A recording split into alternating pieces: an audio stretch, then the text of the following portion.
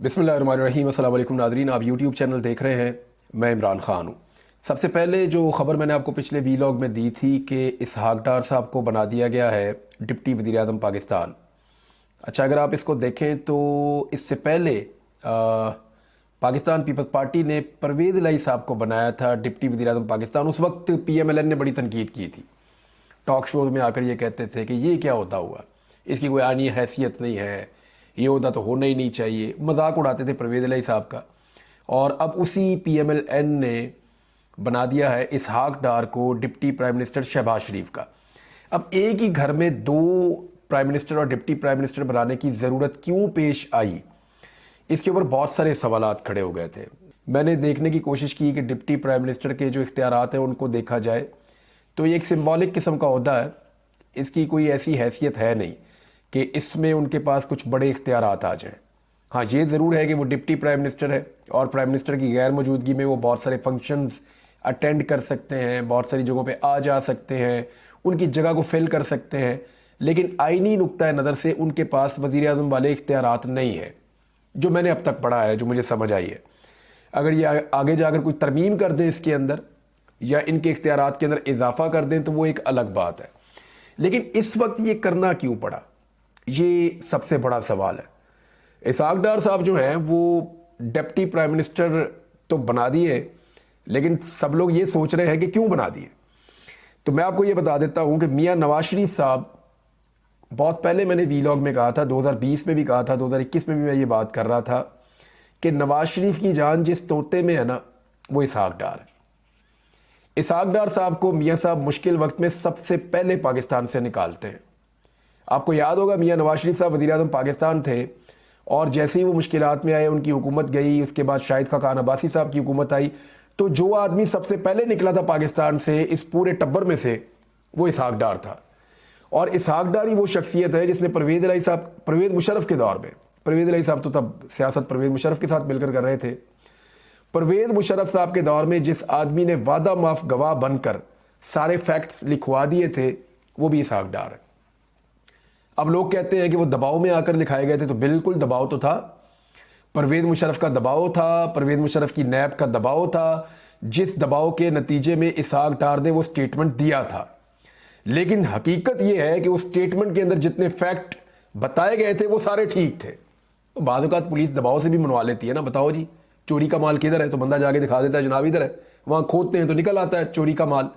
तो इसहाक डार साहब ने चोरी का माल कैसे छुपाया, कैसे कहाँ कहाँ पहुँचाया, ये सारा कुछ परवेज़ मुशर्रफ के दौर में बताया था, दबाव में आकर बताया था। दबाव के बगैर कौन बताता है, कोई भी नहीं बताता। तो डार साहब ने जो चीज़ें बताई थी उनके ऊपर फिर आगे तहकीकात चल ही नहीं सकी। फिर जिस तरह से पाकिस्तान की जुडिशरी ने शरीफ खानदान के गंदे कपड़े धोए हैं, वो भी हमने देखा किस तरीके से उनको घर बैठे हुए या पाकिस्तान से बाहर बैठे हुए उन्हें इंसाफ मिल जाता है। बहरहाल डार साहब बन गए डिप्टी प्राइम मिनिस्टर, और इसका फ़ायदा नुकसान क्या है। देखिए, नवाज शरीफ साहब के लिए वो सबसे लाडले आदमी है। नवाज शरीफ जब भी वज़ीर आज़म पाकिस्तान बनते हैं तो अपने जो करीब तरीन एक किचन कैबिनेट रखते हैं उसमें इसहाक डार साहब को सबसे कलीदी हैसियत देते हैं। आप गौर कीजिए, 2013 में नवाज शरीफ साहब बने वज़ीर आज़म पाकिस्तान, तो अपनी काबीना में अपने सबसे करीब उन्होंने इसहाक डार साहब को रखा। यानी पाकिस्तान जैसे मुल्क में वज़ीर आज़म के बाद जो सबसे अहम ओहदा होता है वो वज़ीर ख़जाना का होता है, उसके बाद वज़ीर दाखिला होता है। वज़ीर ख़ारजा जो है वो एक इम्पॉर्टेंट ओहदा है, लेकिन पाकिस्तान की खारजा पॉलिसी क्या है, बाहर से बन के आती है। खुद हम कितनी का बना लेते हैं, ये आसपास के थोड़े मुल्कों के बारे में हम बना लेते हैं थोड़ी बहुत, लेकिन उस पर भी इन्फ्लुएंस जो है वो बहुत सारा बाहर से आता है। जब दुनिया का आपने कर्जा देना हो तो आप आज़ाद खारजा पॉलिसी के साथ कैसे चल सकते हैं। और शहबाज शरीफ साहब तो अपने मुंह से कहते हैं कि बेगर्स आर नॉट चूजर्स, कि हम तो चॉइस ही नहीं है हमारी, तो कोई, हम तो फ़कीर हैं। शहबाज शरीफ साहब खुद कहते हैं। ख्वाजा आसिफ जो वज़ीर दिफा हैं वो क्या फरमाते हैं, वो ये कहते हैं पाकिस्तान जो है ना वो वेंटिलेटर्स के ऊपर लगा हुआ है और वो अमेरिका ने लगाए हुए हैं, वो जब दिल करेगा खींच लेगा।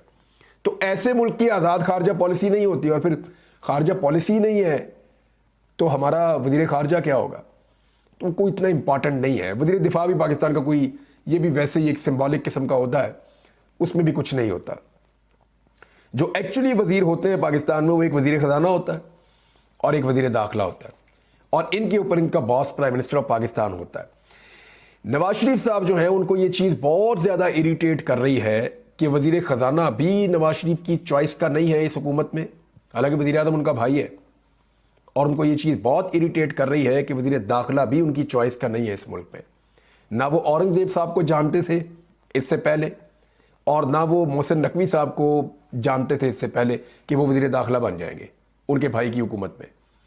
तो नवाज शरीफ साहब ने, क्योंकि अब देखें ना, इसहाक डार को नवाज शरीफ साहब बड़ी रिस्पेक्ट देते हैं हमेशा से, हमेशा उनको अपने बाद वाले ओहदे पे रखते हैं, हर जगह पे उनको पेश करते हैं।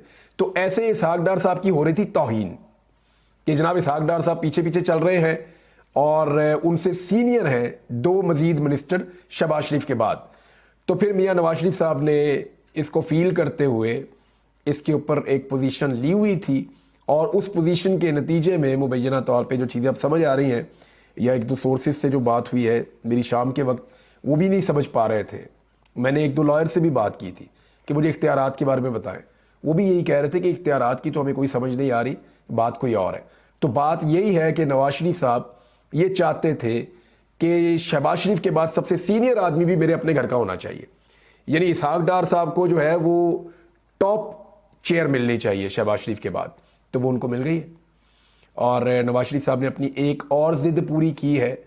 ये एक्चुअली ऐसा लगता है कि नवाज शरीफ साहब अब चैलेंज कर रहे हैं उन लोगों को जो शहबाज शरीफ को हुकूमत में लाए हैं, क्योंकि नवाज शरीफ को एक बयानिया बनाना है ना, वो पार्टी के सदर बनने जा रहे हैं, चीज़ों को कंट्रोल करने जा रहे हैं।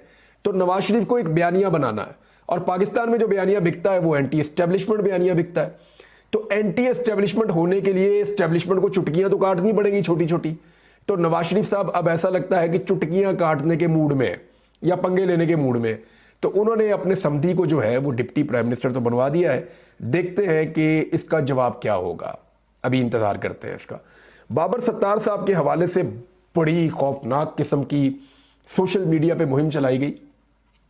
बाबर सत्तार साहब जो हैं वो इस्लामाबाद हाई कोर्ट के मुअज़्ज़िज़ जज हैं, और इस पे इस्लामाबाद हाई कोर्ट ने एक एलामिया जारी कर दिया है।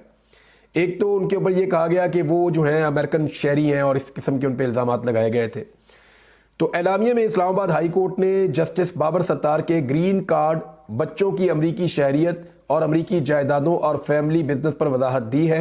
एलामिया के मुताबिक बाबर सत्तार ने ऑक्सफोर्ड लॉ कॉलेज और हार्वर्ड लॉ कॉलेज से तालीम हासिल की। उन्होंने अमेरिका में प्रैक्टिस की और 2005 में जस्टिस बाबर सत्तार अमरीकी नौकरी छोड़कर पाकिस्तान आ गए और तब से पाकिस्तान में काम कर रहे हैं।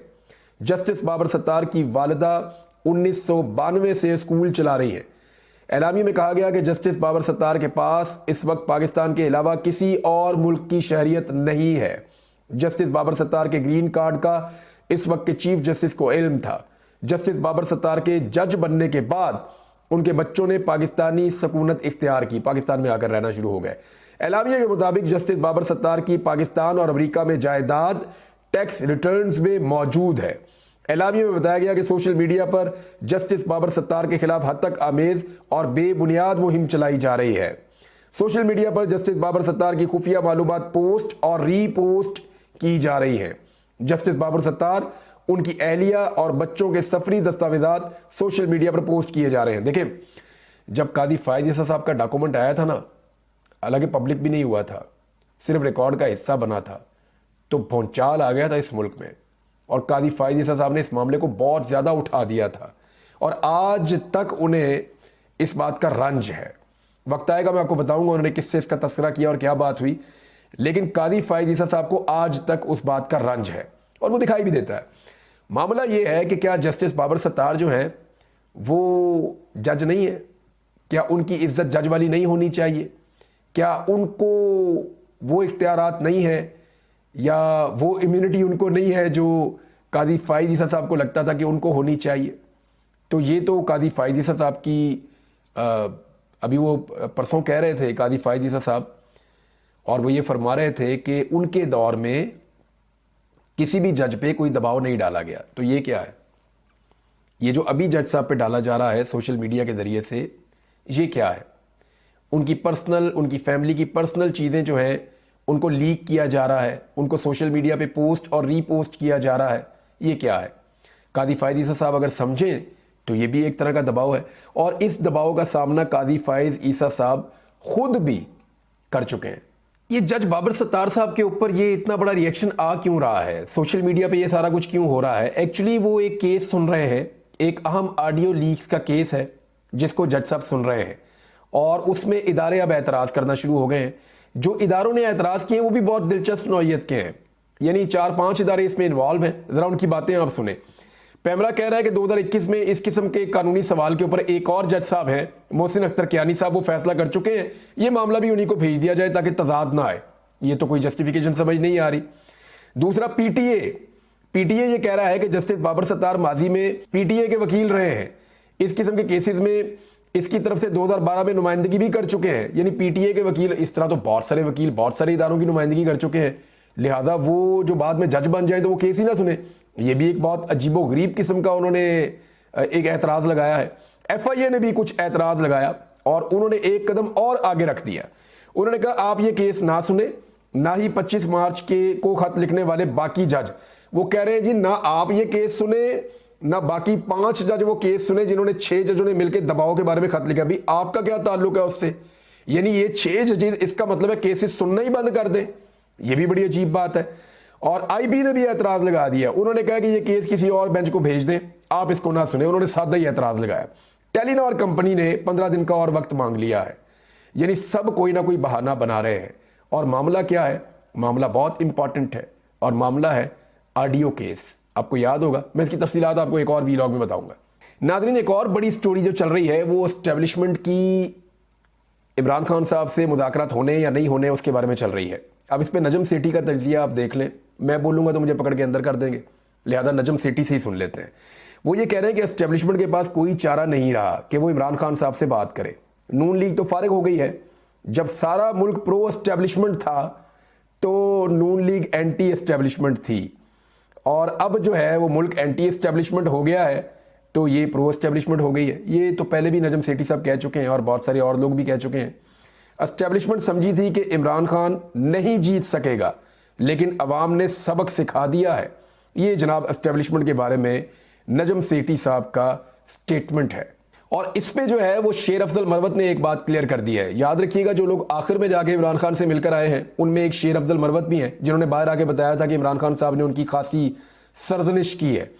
तो शेर अफजल मरवत कह रहे हैं कि इमरान खान ने 3 रोज कबल वादे कर दिया था कि जब इदारे आईन के तहत काम करेंगे तब डायलॉग हो सकता है। यानी मामला वहीं आ गया ना। देखें, आइन और कानून के तहत तो पाकिस्तान की फौज सियासी मामलात के अंदर बैठ के मुदाखलत कर ही नहीं सकती। वो कैसे मुदाखलत कर सकते हैं? यानी आप आर्मी चीफ को या DGISI को कहें कि हमने मुदाखलत करने सियासी मामलात के ऊपर, तो आइन और कानून तो उनको इजाज़त नहीं देता, वो कर नहीं सकेंगे। लेकिन जो ग्राउंड रियलिटीज़ हैं वो यही है कि पाकिस्तान के अंदर ये ताकतवर ओहदे हैं और एस्टेब्लिशमेंट जो है उसका सियासत के अंदर एक रोल रहता है। और अनफॉर्चुनेटली सियासतदान जो बोझ नहीं उठा सकते वो बाद औक़ात उनके कंधों पे भी चला जाता है। लिहाजा लगता ऐसा है कि ये बैठेंगे ज़रूर, लेकिन आइन और कानून के दायरे के अंदर बैठेंगे। क्योंकि शिबली फराज ने जो स्टेटमेंट दिया था, पाकिस्तान का मीडिया उसका एक हिस्सा छुपा रहा है। उन्होंने एक जुमला इस्तेमाल किया था, उन्होंने कहा था कि इमरान खान ने कहा है कि आइन और कानून के दायरे के अंदर मुज़ाकरात होंगे। वही बात आज शेर अफजल मरवत ने भी रिकन्फर्म की है। नाज़रीन, इमरान खान के बारे में एक और गवाही सामने आ गई है और इस दफ़ा जो है वो पाकिस्तान पीपल्स पार्टी के नैयर हुसैन बुखारी साहब हैं। वो ये कह रहे हैं कि इमरान खान को फेयर ट्रायल मिलना चाहिए था, यानी नहीं मिला। अच्छा, ये सारी बातें अब कर रहे हैं। जब इलेक्शन से पहले इमरान खान को एक के बाद एक सज़ा दी जा रही थी तब कोई भी बात नहीं कर रहा था। वो तब इसलिए नहीं कर रहे थे कि इन सबको ये उम्मीद थी कि इमरान खान की सीटों में हम सबको हिस्सा मिल जाएगा। वो जब वो हिस्सा ले लिया, इमरान खान के छापे में हाथ मार लिया, तो अब जो है वो इन सबको इंसाफ और कानून याद आ रहा है। लेकिन चले आ तो रहा है ना। उन्होंने कहा कि इमरान खान को फेयर ट्रायल मिलना चाहिए था। जल्दबाजी में इंसाफ के तकादे पूरे नहीं होते, रियासत को अपनी जिम्मेदारी निभानी चाहिए थी। जब इमरान खान पर मुकदमात बनाए गए तब राणा सनाउल्लाह वजीर दाखिला था। मोहम्मद जुबैर साहब ने भी एक और स्टेटमेंट दी है और ये बड़ी इंटरेस्टिंग स्टेटमेंट है। उन्होंने कहा जी, पाकिस्तान तहरीक इंसाफ ने जनरल बाजवा को एक्सटेंशन देने का ब्लंडर किया। कम से कम उनको इतना सोच लेना चाहिए था कि आखिर PMLN क्यों सारे वोट दे रही है एक्सटेंशन के लिए। इसके पीछे कुछ ना कुछ तो है। मैं आपको एक बात बताता हूं कि एक निजी महफिल में मियां नवाज शरीफ ने लंदन में बैठ के कुछ लोगों के सामने ये कहा था कि मैंने बाजवा को 2 दफ़ा आर्मी चीफ लगाया है, वो मेरी बात मानेगा। ये मियाँ नवाज शरीफ के अल्फाज थे। यहाँ ख़त्म करता हूँ, फिर बात करेंगे बाद में। अब तक के लिए इतने, अपना ख्याल रखिएगा, अपने इस चैनल का भी। अल्लाह हाफ़िज़।